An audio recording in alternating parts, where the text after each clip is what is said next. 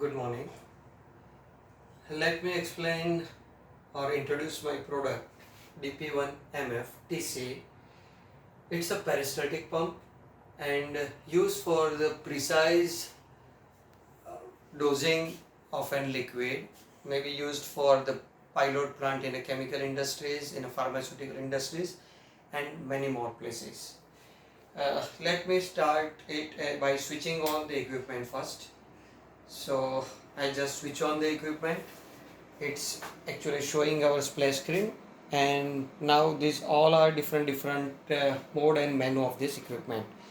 Let me explain you each and every page one by one.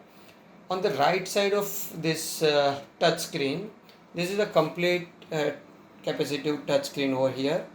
On the right side of it, we are just here to select the menu bar or each menu from right side. This is the home screen. Then second is this for the flow mode. Flow mode is meant for a precise flow and a continuous flow transferring methodology. Over here you can see the ml per minute, or maybe you can select the different units also over here, microliter per minute or something. The same way, if you change the something on a flow, it reflects here to the RPM of this motor also, and same way if you change the RPM of the motor, this reflects over here also. It also shows the direction, in which direction it's actually going to dispense the liquid, and over here it shows that the type of control. Over here it's mentioned internal control, means you can control this equipment by the touch screen over here. There are different controls over here. I will explain you one by one. The second method to control the equipment is a volume mode. This volume mode menu gives you the flow and RPM just like there is in a flow control mode. The additional feature over here is the target volume. What the target volume we have decided over here, the same volume will be transferred to the targeted place and then it stops. So this is the second mode, the volume mode, by which we can transfer the liquid, and over here we can decide the uh, direction of dispensing. Now third thing over here is a cyclic mode. Cyclic mode is meant for, it is, you can say it is just like a volume mode with a cyclic process. You can define what number of cycles, on delay, off delay, and other thing as it is as in a volume mode. So additional to the volume mode, it gives you the number of cycles for which you want to transfer the liquid, and on delay, that is the start delay before like trying to dispense the liquid, and this is off delay, that is actually after dispensing the liquid. So these are in the seconds. Now the fifth menu is of the calibration, which is actually the first thing or maybe the crucial thing. You need to check and you need to calibrate your equipment first. So over here we decide, or you can decide number of revolution. So I can say 10 numbers of revolution or whatever number of revolutions you put over here. Then after that you need to enter the RPM, at what RPM you want to transfer your liquid.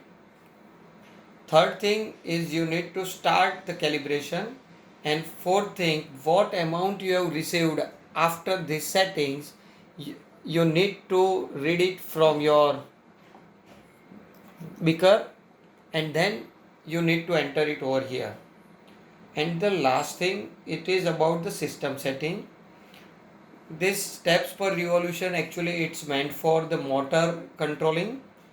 Motor controls have different steps inside, but this is actually fixed with this equipment. So this 400 steps per revolution, it is fixed.